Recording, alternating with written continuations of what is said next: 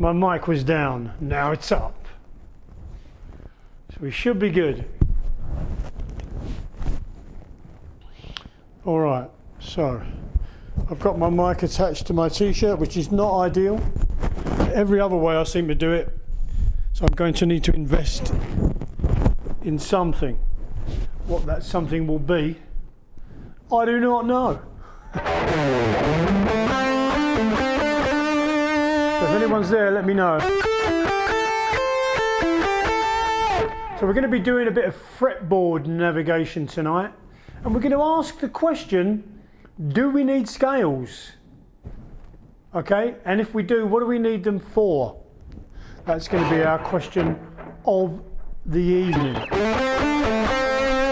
Now I've got the same track that I played along to last time, and there's a lot of ideas and things that you can use over this, but what we're going to talk about is the basic pentatonic for now. Okay, so we all know the pentatonic in the key of A here.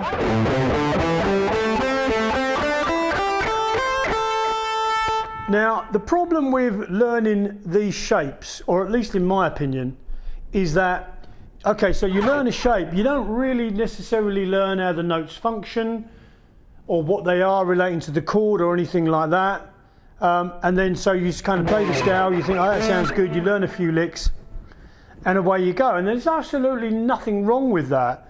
But the problem is, as soon as we want to move out of that, we have to basically learn a new shape, right? So we go, okay, so there's that shape number 2 there. Some people call that pentatonic position number 2. Let me turn up my monitoring just slightly. Okay, so now we've learned another shape. Okay, so that's great. But now if we want to move again, we've got to learn another shape. Number 3, and then 4, and then 5. And that is only in one key for one scale. Right, so imagine if you've got a whole bunch of scales you want to learn in a whole bunch of keys. That's going to be a heck of a lot of work. So what I'm going to do is introduce you into what a lot of people are calling intervals, okay? But we don't even need to really look at it from that technical a perspective. Okay, so let's say for example, we're going to play to this kind of Van Halen style track in a minute. And what we have, the chord that we're playing over, normally within the scale we have the C note, which is known as the minor third, okay, if you want to look at it that way. And then we have this note beneath it, in this particular case, which is the root. Okay, so A is the root, there's the minor third. So if we do this on one string, say for example, we could look at this one of two ways, okay? We can say that there's the C and there is the A. And we can say it's 4 frets if we include the one we're on. 1, 2, 3, 4. And this used to really confuse me, believe it or not. Or 3 frets if we don't include the one we're on. Okay, so there's the one we're on. 1, 2, 3. So what we really want to be able to do with these 2 notes is learn them in as many positions as is absolutely possible. All right, so there's one, there's another one. So I'm going basically 5 on the G to 7 on the D. I'm adding that slight bend there just for effect. Now if I move to my 3rd finger, you could use your pinky, but in my case I like to use the 3rd. Now I'm resolving that down to that A there. So basically I'm thinking of minor 3rd to root. So you could just look at it as a sound, or just hear it as a sound, which is good to do anyway. Okay, and you can hear that in lots of blues rock and lots of blues. Extremely common, maybe one of the most common things. So what we do now, before we worry about any scales or anything, or what things are called or any stuff like that, what we basically do is work up the neck, and every time we find a C, we try and find that A either beneath it or below it.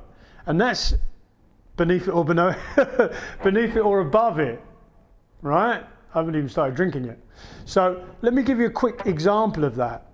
If we take, say for example, pretty much the first available C here on the A string, we can play the A below it there as it opens. We can play the A below it there on that 5 low E. Now we can go above it. Okay? Playing the A there, we could go. So we've already identified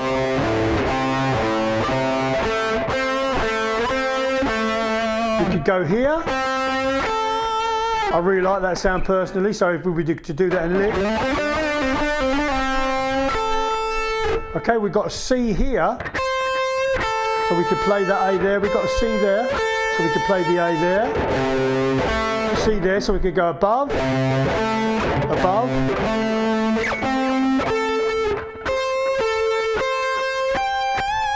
And then we can basically muck around with this. So in other words, we don't have to just go there. We could go and bend up to that A. There's another one there. So we're looking for as many of those resolutions as we can possibly find. And one way that you can do it is basically say, okay, I'm going to start with my first finger. My first finger is always going to play the C to start off with, and then I'm going to play the A that's available to me. So in this particular case, on that 5G, the A would be there, or I could bend to it, or I could go there. Although I'd probably use the third finger for that, but you can do it. And then what you can do is you can use your second finger, which I've got to be honest is not too common for me, but you can do it. The first finger for me is probably the most popular one, and then the third. But basically, whatever, just use every single finger to start the note. And now, in other words, if I use my first finger on the 8th fret high E string, I cannot play, unless I slide with it, I cannot play that A there. You can't do it. I have to play it there. If I'm using my third finger, and this is assuming you're staying in position, which you should do for this, okay? Just to kick you off. Eventually you just do what you got to do. But so if I put my third finger on this 13B and play that C, I've got to play the A there. If I was to use my second finger, I could do it there, but I'm probably going to do it there. So as long as it feels good and it feels natural and it feels right. Okay, and then what you do is you find as many of these C's as you possibly can using the different fingers of your fretting hand, and then you find out basically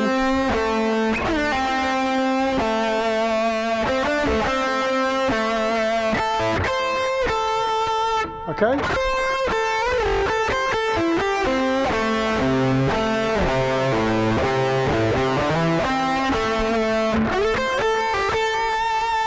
Now that's just 2 notes, but already now you've expanded the fretboard. So if you can learn the individual notes, in this case where all the C's are, now all of a sudden the fretboard has started to open up, because you can play this lick there, you can play it there, you can play it here,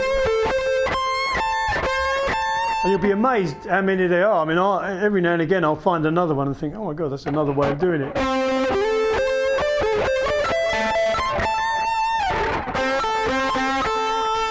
There's what I like to do there, you got this, so you're going A, you don't have to start on the C, and that's another point I meant to make, but it's going to be one of those 2 notes, just while you're doing this exercise. Okay, and it will get you out of basically it will get you out of that box and take you to other places.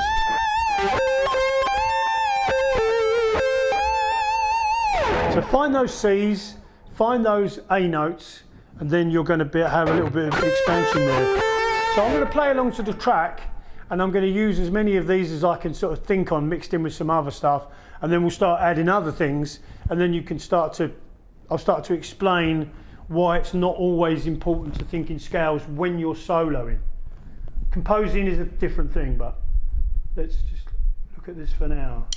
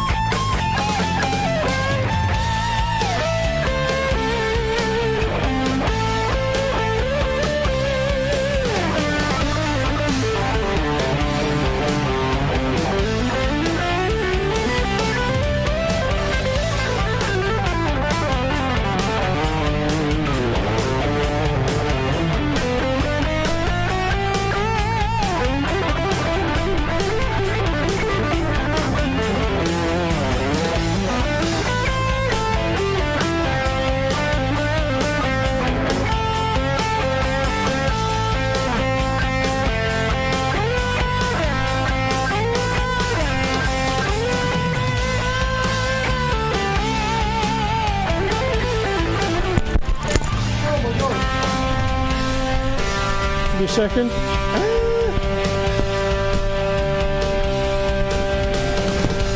Told you I need a new mic.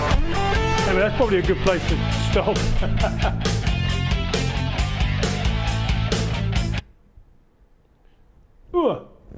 Okay, so hopefully what you could see there is that I was using that resolution, that minor third to the root, and to be honest with you, it's not always essential to even think of it in terms of what notes they are, right? If you know what key you're in and positionally you know that's a minor third, when you move to another key, you just basically copy those same shapes. Okay?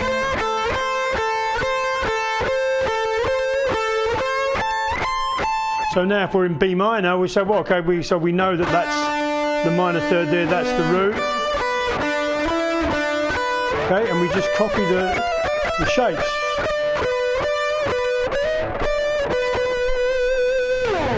All right, so let's move on to the next thing. So we know that a minor third works, and we know that this root works in this particular key. So what else is going to work? Well, a tone below the root in this particular case, and lots of other stuff works as well. All right, but I'm just giving you a way of getting this thing like with it. We can use this. Like we can actually use that note if we want a kind of little bit of a jazz sound. Typical type of.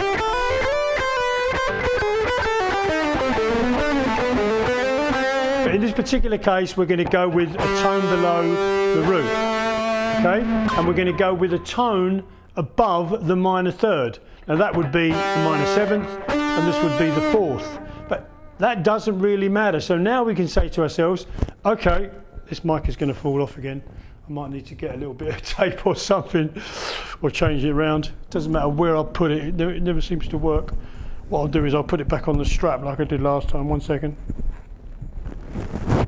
I gave my assistant the rest of her life off. Not sure if that was a good idea. Okay, so now we're adding that seventh below the root, and we're also adding that fourth above the third. Okay, and this gives us also quite a nice rectangular shape that we can use. But we don't have to think of it like that, okay? Because there, for example, we've got this minor third to root, seventh, fourth. Now, as we progress with this, we can say, okay, there's our minor third to our root. Okay, but there is a tone below our root as well as there. So now we've got. So that's all we've got to really think about. Is got to say, okay, there's our minor third, there's our root, there's our seventh, and how many places can we play that thing? There, here, here, there, there. Okay, so wherever we play that, and that gives us a nice little bit of information, and we've basically got a small rectangle and a bigger rectangle, although we haven't gotten to the E yet. But you can see that's already starting to shape up to be a very useful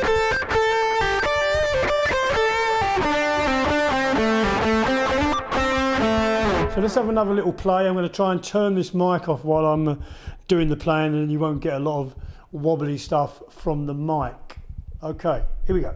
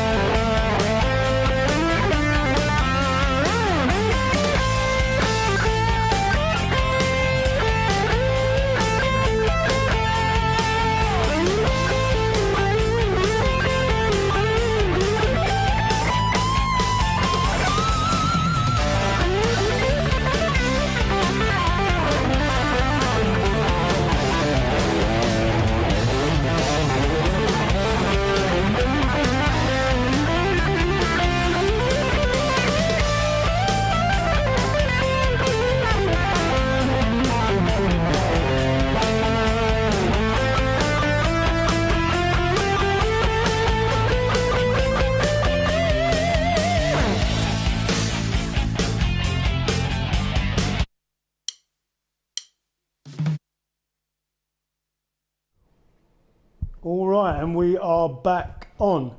And you can see this can be used for all sorts of things, for blues, for whatever you want to do. But it's just a really, really good way, okay, of just starting to expand your fretboard knowledge. So basically you've got an interval of what's known as a minor third, but it's up to you how you want to think of it. It's either, if you include the fret you're on, if on one string, it's basically 4 frets below. And if you don't include this fret, it's 3 frets below. And people say 3 frets below. Well, was that include the one you're on? Because if you're here, that's a fret. Anyway. So now we are going to move on to how you can improve your blues kind of shredding. Now I love blues, I love the slow blues, but a little bit of speed every now and again is not a bad thing. And the way to improve this is actually to do short bursts. You'll hear Martin Miller talk about this, you'll hear Tom Quayle talk about this. They normally talk about it in terms of, with Martin it would be alternate picking, and with Tom it would be legato. But this concept still applies to regular blues type shredding licks, and I'll just show you one thing that I do just to get warmed up for this stuff. So I've got like a regular tennis ball here, okay, and at some point I'm going to invent my own ball with different things on it. Well, I've already invented it and got some sort of paint on it, but I haven't got actually made it yet. So this is a ball, and what I basically do before I start playing every day, I kind of put it in between. Now I'm not a doctor, I'm not giving medical advice, but I put that between the first 2 fingers, where it's comfortable and not you know, I'm feeling a stretch, but it's not hurting. Okay. And then let me just put this pick down, and then I kind of move it along to the next pair like that. Now what you can do, and you can see where I'm going with this, next pair, then onto the other hand. Now what I generally do, one thing I do, let's say for example I start here, then what I might do is I might actually use the hand with the ball in it to pull back, stretch the fingers on the other hand, just to get a kind of double whammy out of it, right? And just do it gently, don't go nuts, just pull it back, okay? And you'll find that doing this on both hands will really help you out. It's up to you how you want to do it. Sometimes you can do the stretch first, then put the ball down and just do it like that. Sometimes you can put, I know this looks a bit rude, but you can put it like that so you can do both hands at once, okay? Or you can put it there and use your thumb to pull your finger back like that. There's all sorts of exercises and ways that you can do it. And a good, you know, anywhere between sort of 10 or 15 seconds is probably a good idea for the stretches. And that'll really help your hand out and stop you sort of getting hurt. So, okay. So once you've done that and you've got yourself nice and warmed up, I would take a lick like this. Now as you go faster, if you want to just get some speed going, you haven't got to necessarily worry about picking every note. When I play this particular lick, I go hammer on and pull off from 5 to 8 on the B, and then I do what you might think as a hammer on from nowhere on the 7. Now, this is where guitar playing and learning techniques gets interesting, because what you do slow is not necessarily what you're going to do fast. And you hear this all the time. You know, there was one guy I was on tour with, fantastic player, amazing technique, and he said he never flicked his thumb. And I looked at him and said, well, that's exactly what you're doing now. He didn't even know he was doing it. It's just, you know, when you're going that fast, if you're in a race car going around a track at 200 miles an hour, I don't think you can analyse every single thing you're doing. And I think with guitar, it's the same. So in other words, if I was to do this lick slowly, I might stick a pick in there. As I speed up,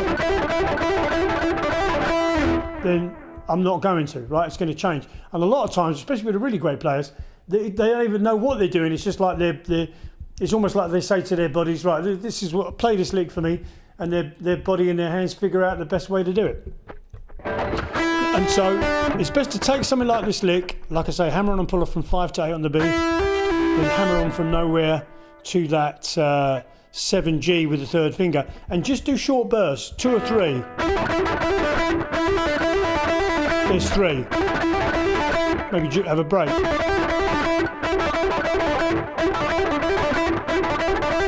So you're basically going as fast as you can for 3 times of that.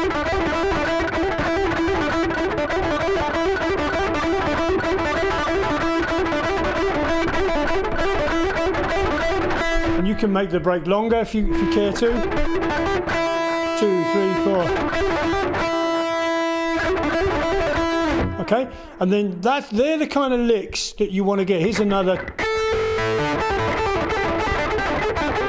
So I'm basically playing that 5 high E, pulling off from 8 to B, and then again playing that 7G. But keep them short bursts. Now the idea here is not to have. Oh, Martin Howell's in the house. Evening, geese. I think you're the only person watching. I don't know. It says 4.27. Is that 4.27 viewers or watch time? I don't know. But anyways. So the bottom line is you're doing these for short bursts. Now, like I was just about to say, the idea is not to worry about how tidy the lick is at this point, right? What you're basically doing, if you look at tennis players or athletes, they can't physically do perfect technique all the time. If you've got a tennis player who's running across the court like a crazy man to get a ball, he does what he needs to do to get it. Same with sprinters. You know, if the guy in front of them is going to win the race, they will just go as fast as they can. They're not going to be suddenly thinking left leg, right leg. You know, if they're thinking they're going to lose that race, they're going to do whatever they can. They're just going to basically say to themselves, go, you know? And it's the same with this. So you don't need to worry about being super duper fast. Super duper accurate.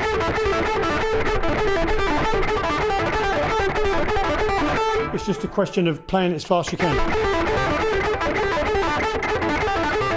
And even if you've got a Van Halen style, the thing that I've been talking about in my last few lessons, this type of idea.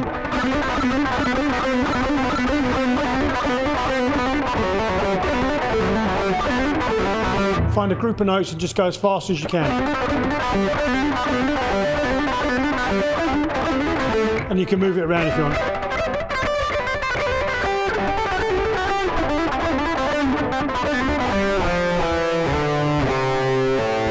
Okay, so I'm going to play once more through the track, and that's going to be it for me for tonight. But there's 2 things for you to think about there: that fretboard navigation, and then next time we'll look at some more intervals and how we can sort of expand that a bit.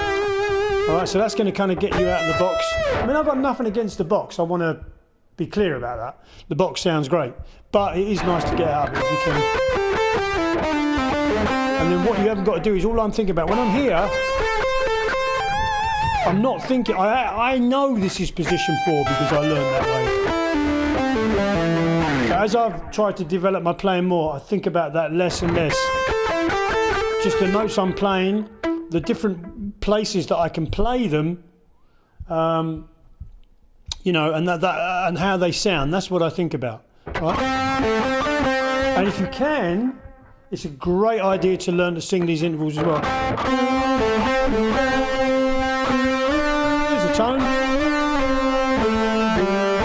Tone below. You can sing while you're playing.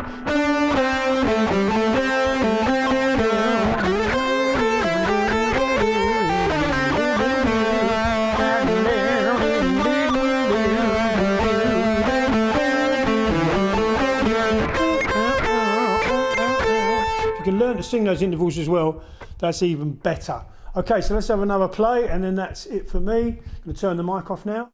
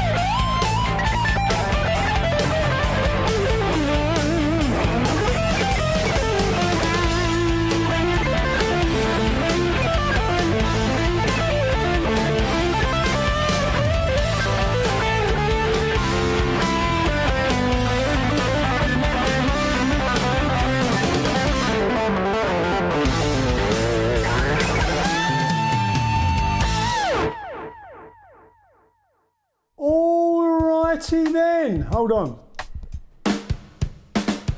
Boom. All right, guys. Just actually, I'll turn the guitar off, and then that will take care of that. Right. Well, hopefully that's been helpful. I've gone a little bit over time. Please give me a like. Please give me a subscribe, and make a comment. Leave a comment, please. Let me know. And also visit guitarstarclothing.com, where you might consider buying some merchandise to support the channel. That would be absolutely fabulous. Okay, great. Have a great night, everybody. And I hope you enjoyed the content. And like I say, leave me a comment. Let's get a bit of a conversation going. That'd be marvelous. Thanks ever so much, and have a brilliant evening.